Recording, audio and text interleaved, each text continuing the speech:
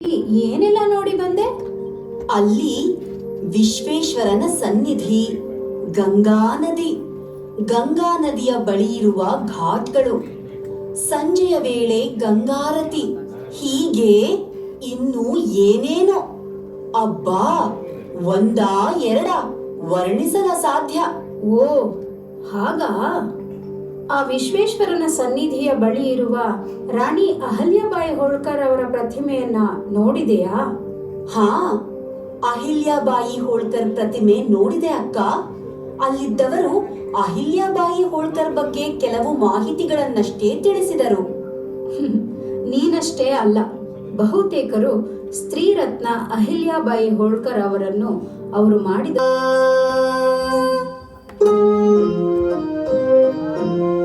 ನಮಿಸುವೆ ನಿಮಗೆ ಸಾಂಬ ಸದಾ ಶಿವ, ಲೋಕದೊಡೆಯನೆ ಮುಕ್ಕಣ್ಣ ಶಿವನೇ, ಕರುಣದಿಂದ ನೀ ಕಾಯ್ಬೇಕೋ ಹರ. ಆಡುವ ವಯಸ್ಸಿನಲ್ಲಿ ಆ ಪುಟ್ಟ ಬಾಲಕಿ ನಿಚ್ಚಳ ಮನಸ್ಸಿನಿಂದ ಶಿವಪೂಜೆ ಮಾಡುತ್ತಿದ್ದ ರೀತಿ, ಆಕೆಯ ದೈವ ಭಕ್ತಿ, ದೀನ ದಲಿತರಿಗೆ ದಾನ ಮಾಡುತ್ತಿದ್ದ ಪರಿ, ಒಬ್ಬೊಬ್ಬ ಎಂಥ ಒಳ್ಳೆಯ ಮನಸ್ಸು ಆ ಕಿಶೋರಿಗೆ, ಅದು ಆ ಚಿಕ್ಕ ವಯಸ್ಸಿನಲ್ಲಿ. ನಾನಂತೂ ಮೂಕ ವಿಸ್ಮಿತನಾದೆ. ಹೌದು ಸಾಹಿಬ್.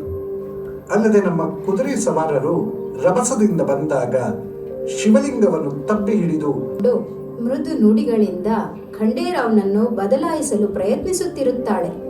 ಕ್ರಿಸ್ತ ಶಕ 1745ರಲ್ಲಿ ಅಹಿಲ್ಯಾಬಾಯಿಯು ಮಾಲೇರಾವ್ನಿಗೆ ಜನ್ಮ ನೀಡುತ್ತಾಳೆ. ಕೆಲ ಸಮಯದ ನಂತರ ಅಹಿಲ್ಯಾಬಾಯಿಯು ಮುಕ್ತಾಬಾಯಿಗೆ ಜನ್ಮ ನೀಡುತ್ತಾಳೆ. ಮಕ್ಕಳ ಲಾಲನೆ ಪಾಲನೆಯಲ್ಲಿ ರಾಜ್ಯದ ಆಡಳಿತ, ಖರ್ಚು ವೆಚ್ಚದ ಬಗ್ಗೆ ಅಹಿಲ್ಯಾಬಾಯಿಯು ಗಮನ ನೀಡಲಾಗಿರಲಿಲ್ಲ. ಈ ನಡುವೆ ಖಂಡೇರಾವ್ ಬೊಕ್ಕಸದ ಹಣವನ್ನು ದುಂದುವೆಚ್ಚ ಮಾಡುತ್ತಿರುತ್ತಾನೆ. ಹಾ ಆರತಿ, ಒಂದು ಮಾತು.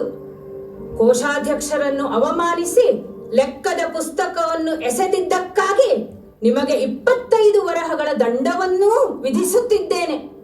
ಬೊಕ್ಕಸದ ಹಣವು ಯಾವತ್ತಿಗೂ ಪ್ರಜೆಗಳನ್ನು ಸಲಹಲು ಮಾತ್ರವೇ